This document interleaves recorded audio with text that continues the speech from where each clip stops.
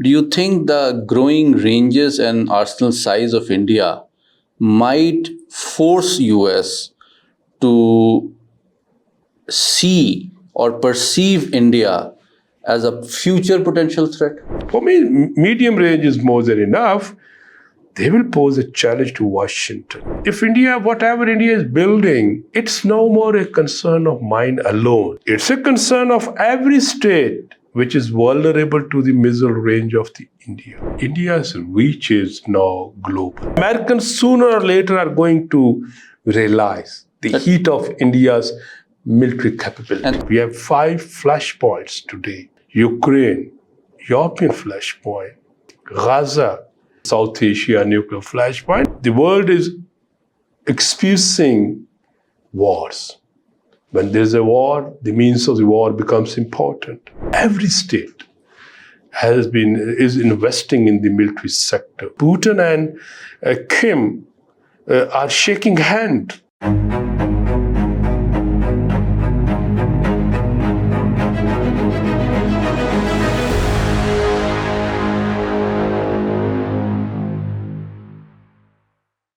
Ladies and gentlemen, a very warm welcome to the new episode of Program Perspectives, in which we discuss some of the most important international political and security issues.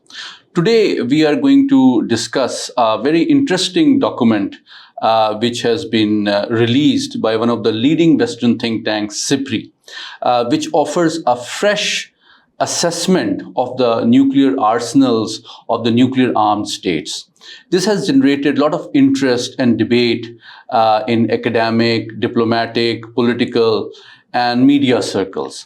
So in order to analyze this assessment, I'm joined today by one of the leading authorities on nuclear issues in Pakistan and also in South Asia, Professor Dr. Zafar Nawaz Dispal, who's my teacher and PhD supervisor, but also the Dean of Social Sciences in Quaid-e-Azam University, Pakistan's leading university and seat of learning. So, Dr. Dispal, you must have seen this new assessment. And among the strategic circles, SIPRI yearbook and its assessment is something which is frequently read. So I'm sure you must have read a lot of SIPRI assessments over the year. So what is new this time which sort of struck you or interested you the most? I think that SIPRI yearbook has came up with this, chapter on the nuclear forces 2024 with a very detailed assessment. You very rightly pointed out the SIPRI, every year they publish, and their sources are based on the secondary sources, but near to accuracy, or the world believe in that. Whatever the declassified information you have on the nuclear weapons, you can say the SIPRI carried out. Distinction is, in this case, is that starting from they said every nuclear weapon state, 9 nuclear weapon states, they by name mentioned, they have been modernizing the nuclear weapons and going to deploy the nuclear assets, new nuclear system, if I'm not wrong. For me, the new thing is that A, they club all the 9 states in the same bracket. B, that they said that all are modernizing, which they said they identified even the previous writings as well.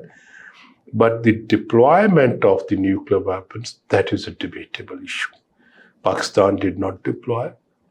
North Korea didn't say that it deployed, but confusion. Israel did not claim that it possessed the nuclear weapon, so it did not deploy. India did in post-Pulwama military standoff when the Indian naval spokesperson said that we deployed nuclear asset at the sea, but then we didn't hear anything. So these are a few contradictions in that. But on the other side, second important thing is that they identified that India's reach is now global. It's no more regional, South Asia, Pakistan or Southern Asia, China. With the Agni 4 and Surya, it will be able to target or strike anywhere in the world. So, and then 4 to 6 nuclear propelled submarines, ballistic missile submarines, they would be going to further strengthen its presence in the Indian Ocean. So SIPRI had highlighted the not only the reach of the Indian nuclear forces, but also the fattening, or you can say increasing of the nuclear arsenal. The third point in this is that is first time in the last 26 years after India, Pakistan did the nuclear test, SIPRI increased 2 nuclear weapons in the arsenal of, India over Pakistan. They said Pakistan has 170 and India has 172. Prior to that, SIPRI book or International Institute of Strategic Study, London, or the other similar institutes always kept 10, you can say, weapons difference that Pakistan, they shown in their digits. I don't know what is their mechanism of calculation. According to that, Pakistan had always 10 weapons, 10 nuclear devices more than India. I think that's the last part, which is very interesting, which I wanted to ask you. That as a expert on nuclear and strategic affairs, who's looked and specialized in this subject for over 3 decades now, do you find these assessments at the quantitative level credible and reliable, or do you think they should be taken with a pinch of salt? My understanding is that qualitatively and quantitatively speaking, these assessments are reliable. Now, here you can debate it. You say India has 172 weapon or Pakistan has a 170 weapon. There's no mechanism available, whatever arithmetic. No, this is not verifiable. Because if I can go from this fissile material report or other reports, India's fissile material is more. It's a very huge amount. A few years back, that 7-8 years back, one scholar, Dr. Mansoor, published at the Balfour Center report on it. And according to that report, India had, you can say, big stockpile of the fissile material, and Pakistan had lesser. So, but they were saying Pakistan, even 172 and 170 equal number. I don't know what is their mechanism. Second is, in an arithmetic manner, when the states are moving toward the multiple integrated re-entry vehicles, MIRV, their devices would be shorter. They need a lesser fissile material. If you say a state has a potential 10 weapons fissile material production or the uranium enrichment facility production, what is your benchmark? Is your benchmark a 12 to 15 KT, which was used against the Hiroshima or Nagasaki? That makes sense. But with the emerging technologies and with the more technological advantage in the last 70, 80 years, I think even a lesser amount of fissile material give you a result equal to 13 to 14 or 15 KT. So it's too difficult. Now here I defend my argument, which I said, they are reliable. A, it ensures capability is there. B, it indicates that the states are modernizing. That's correct. C, it confirms that nuclear salience is there, or nuclear salience in the strategic calculation of the nuclear armed state is very much there. So by this way, you can, if you debate it, if you say 2 plus 2 is equal to 4, no, there's no exact information. States have classified. Even within the states, the people don't know what is the, or what are. But the entire assessment based, declassified based, I think these are credible. My final word on it is, what you need for a deterrence? You need a balance of terror, or a weapons by which you germinate terror. in the minds of the adversary, terrorizing it. I think these figures make sense. I think that brings me to my next question, which is that when you see this quantitative and qualitative improvement of nuclear arsenal of different countries, how do you relate it with the changing international security environment? What are the causes? Can you identify a few more important causes which are potentially causing the quantitative and qualitative improvement in these arsenals? Number one is the transformation in the global politics. Era of what you call it liberalist or era is over. Realist worldview is now what we call it offensive cult on the move. See, every state is investing in the military sector, big or small. So it means that anarchical situation, which is more heading towards chaos in the international politics. We have 5 flashpoints today, which I can say 5 nuclear flashpoints.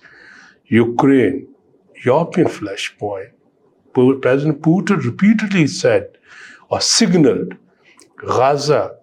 Israeli, one of the cabinet members said, then you go for this, Korean Peninsula. What is happening there? Putin and Kim are shaking hand, signed agreement yesterday. Then you go to Taiwan Strait.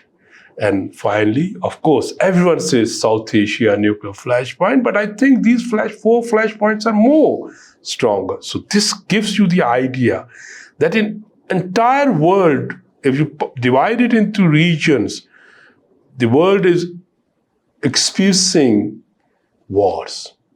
When there's a war, the means of the war becomes important. When there is a threat of war or probability of war, the means of the war become more important. So as a result, that is one reason. Second, strategic competition, echo of Second Cold War, assertiveness of the Russians, the Chinese in the southeast, southwest Asia Pacific. The Americans desire to contain the China. The Russians, rejuvenation or assertiveness, asymmetrical wars. And then that also, where is this hard power? So what I say that liberals are puzzled and the realist worldview is dominating.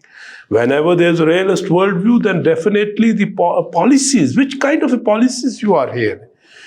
What the Americans, nuclear posture review, missile defense system review, national security review, what is the lingo? They say China is a threat, systematic threat. Russia is scared. What is the first time in 2022, NATO, a 32 countries alliance, in July 2022, their defense policy papers stated China is a systematic threat. First time they used the word China, then Russia. Last year, and even in 2022, they invited South Koreans and Japanese prime ministers as observers. And this year in July, next month, NATO is gathering. I think its summit could be in Washington somewhere. I am not sure. But so alliances, the politics is rejuvenation of the alliances. Quad, ITU2, AUKUS, debate about expansion of the expansion of the NATO plus treaty states.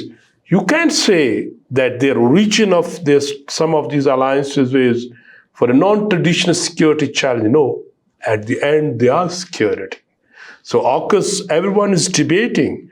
It's not a violation of the NPT by the Americans, Britishers, and the Australians. My understanding is AUKUS is a submarine propellant, nuclear propellant submarine. Submarine is a military platform. So nuclear weapon, you are using nuclear fuel for a military strength, how you say it's not violation of Article 1 and Article 2 by the three, you can say, contracting states. So these are the various reasons. So now, if we focus specifically on the three main trends which are visible in this assessment of SIPRI, it indicates that the Western powers, their arsenal is somewhat dormant quantitatively, whereas there is an assessment that China has a very fast-growing nuclear arsenal. But as you also partly referred to, there is perhaps not adequate attention expressed towards the Indian capacity. Because as you rightly pointed out, it is not verifiable, and the states do not disclose many states don't disclose their actual arsenal size. But it is a reality which you are aware of, that Indian program is much older than that of Pakistan. It is much bigger than Pakistan. It has 8 unsafeguarded nuclear reactors. It is building a very large uranium enrichment facility in Karnataka. It has a fast breeder reactor program.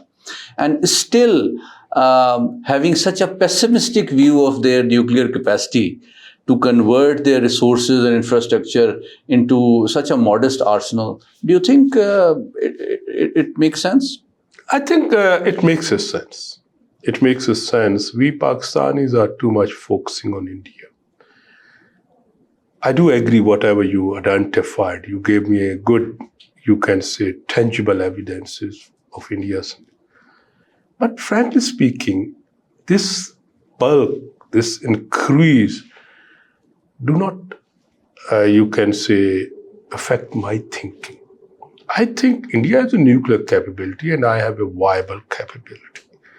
Within that, India, if it has a fissile material of 1,000 small, who cares?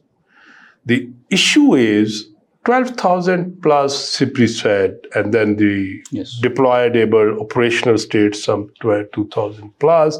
Major is with the Russians and the Americans. And almost 90%. Yeah, and the China is trying to catch up around 500, nothing. Yes. India is not concern of the world. India poses a threat to us, hegemonic, or you can say its policies in South Asia. Maybe Chinese will be concerned. Chinese are least bothered to it. If you see Gulwan happen, it thrilled, but Chinese still want more, 130 billion plus trade. India is a market of the Chinese. So Indian nuclear arsenal is not causing any, you can say, shivering in the China as well. That's why Chinese never talk. Yes, for us, I look in a different manner. For me, India's increasing nuclear potential is not alarming militarily speaking. It is alarming because of its safety and security. Okay. It's alarming because of India's new technologies like supersonic, artificial intelligence, or hypersonic technologies, which it is going. It is alarming that India to look bigger if it is adding the new generations or new like MIRV or like missile defense systems. That is alarming for me. What it has a fissile material, it's given. India has a big fissile material, Pakistan has a big fissile material. Finally, your point that what is the Western? My understanding is that from the very beginning, or at least during the last 5 decades, India cultivated a benign constituency in the West. The reason was very simple: A, big market. B, since 1990, 34 years, India is viewed as a state to contain China. It's not now. Read this new strategic framework of President Bush, May 2001, where he agreed to share missile defense technology, and 90s era entire. So India had an advantage. India is viewed in the West as a net security provider in the Indian Ocean and as their ally. So allies' weapons are not challenged. Allies' fissile material is acceptable. But we work for them. Yeah. We deliver for 5 decades. We were in the war, first with the former Soviets, and then war on terror. We exhausted ourselves, but they are always trying to beat us with the issue of the nuclear, blackmail us. So I think we give a damn importance or a lesser importance to the Western critique on the Pakistan's nuclear program or Western assessment of the China, India or other nuclear program, because from the very beginning, and even now you smell a biasism. I think that reminds me of two arguments which are presented in the debate. That since India's size of its nuclear arsenal, the ranges of its delivery systems, the number of ballistic missile nuclear submarines that it is building, that indicates that its ambition is beyond South or even Southern Asia.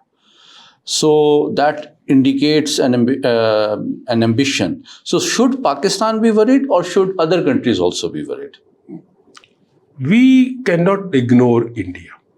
India and Pakistan has unsettled border, chronic dispute, alleging each other for intrastate conflicts, you can say invention and amplifying.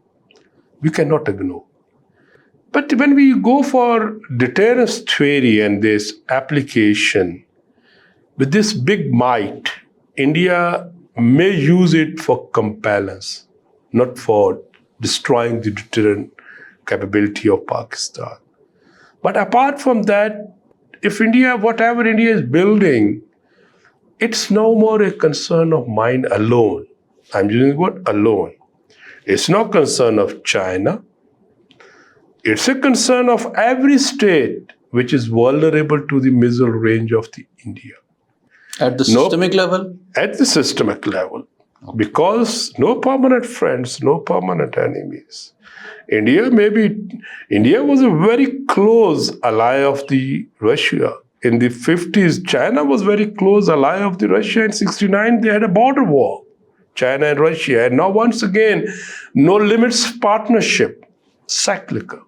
India was very close China, then very close Russia, then was now, besides that non-aligned movement, now very close to the Americans. But India distance from when the Congress Committee on the US Congress Committee on the Communist Party said that India should be made a member of the NATO Plus in April 2023.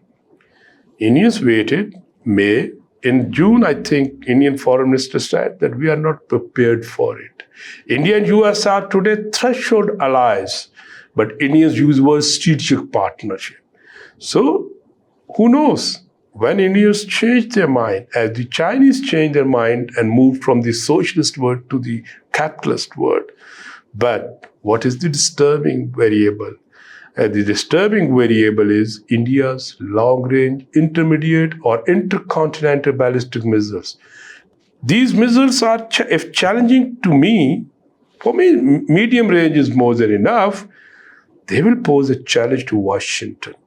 So Washington must be concerned. European capitals must be concerned. Russians must be, when they were giving in a cryogenic engines to India, even at that time in the 90s, analysts pointed out, if you see, way back in 2001, I still recall when I was making an assessment of India's missiles program, and that I was trying to look at those ranges which you see that cover.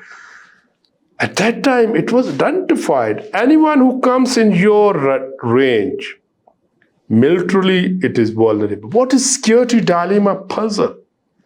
My capability, it's for me, for my defense. But if you are vulnerable to, hypothetically, you are insecure. So basically, you're saying that the development of ICBM capability indicates that India desires a global strategic capability. It's open beyond secret. South Asia. It's so that open means secret. when Indian leader or politicians threaten Canada that we are not happy with what you are doing, Yes. and they even introduce the nuclear factor in the discussion. So that does not tantamount to nuclear blackmail of other countries beyond South Asia? You have to keep in mind, weapon has its own power. Weapon has its own presence. Whether you say about it or not. Lying of a weapon, I recall Russian one stage author wrote, he said, if you find on the stage gun is hanging, somewhere in the drama gun has a role. So if a state has an art scene, state has an intercontinental ballistic missile, state is not threatening. The state with whom it is engaged, with whom it has in relations ups and down, that state has to worry. You don't need, I will use a nuclear weapon to hit you. It's understood. Canadians must understand India's military capability. So that brings me to my last question, Professor Saab. Don't you think, as a nuclear expert, in the arms control debate, why the ranges of Indian delivery systems is not brought into the debate? Frankly speaking, arms control practically happen only in bilateral. Okay. It was a product of 1970, or we trace it from 1972 ABM Treaty. But you can say some initiatives like partial test ban treaty or limited test ban treaty was also an arms control arrangement, theoretically and practically 1972 ABM Treaty. But they did focus on the ranges. Yeah, no, wait a minute. That was on a defensive system. SALT 1, SALT 2, and then on. When these arms control arrangements were talking about, India was nowhere. India had a capability. Indian Agni program became successful after Agni 1-A, when they received the assistance from the external powers, because Agni project origin is from Scout Space Launch Vehicle, and they need a navigation system from this region.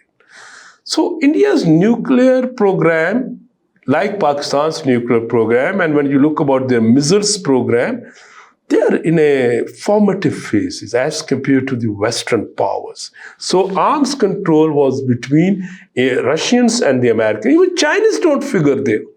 Even the last time, what the Americans were celebrating during the, I think, San Francisco summit on the sideline of Asia Pacific, whatever it was, in the November, that Chinese agreed to be part of a discussion on the arms code, trilateral arms code.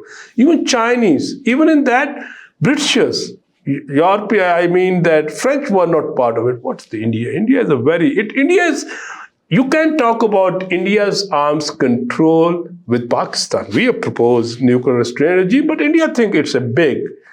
When it go to have an arms control with Pakistan, it means India, theoretically, when you have an arms control arrangement, you are giving the equality. You are accepting the sovereign equality of the other state. India is not ready to accept this in South Asia. So still, as a strategic partner of the US, do you think the growing ranges and arsenal size of India might force US to see or perceive India as a future potential threat? Frankly speaking, I'm not seeing in the American literature where they view this with a concern. Otherwise, when you read the hardcore strategist writings, you cannot ignore this dimension. That sooner or later, this capability also poses a challenge to us. At least you cannot threat, but you can say a challenge. But in another way, if you go with the Americans are too much analyzing with their theories and capabilities, bridging the gap between theory and practice. Definitely they are thinking over it. But India is a country which can maintain or afford to maintain sovereign autonomy. Let me make it clear for your viewers. United States, in its entire internationalist, you can say, a dominance in the foreign policy, because you know that isolation was internationalist. Internationalists 1945 started dominating.